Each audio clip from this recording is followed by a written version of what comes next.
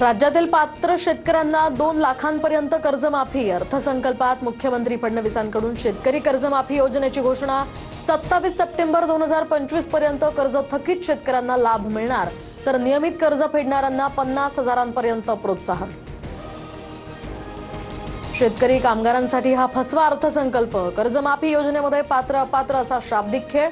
उद्धव ठाकरेंचा सरकारवर निशाणा, तर किती तारखेपर्यंत कर्जमाफी पूर्ण करणार आहात, ठाकरेंचा सवाल।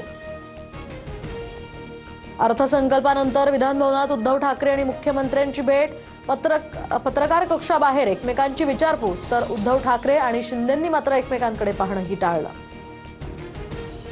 इराणकडे शरणागती हा एकमेव मार्ग, त्याशिवाय इराणसोबत चर्चा करणार नाही, डोनाल्ड ट्रम्प यांचा इराणला इशारा। अमेरिकेची भारताला रशियाकडून तेल खरेदीसाठी 30 दिवसांची सूट। इराण इस्रायल युद्धादरम्यान तात्पुरती मुभा।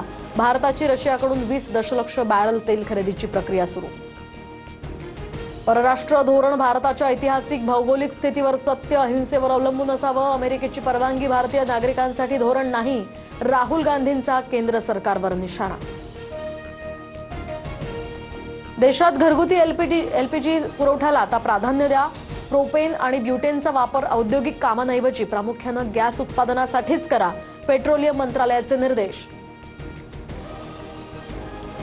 अमेरिका इराण युद्धाचा केळी पिकाला 700 कोटींचा फटका। युद्धामुळे केळीचे 1500 ते 1700 कंटेनर अडकले। निर्यातदारांचे हजारो कोटींचे यामुळे नुकसान होण्याची भीती, व्यापारीही चिंतेत।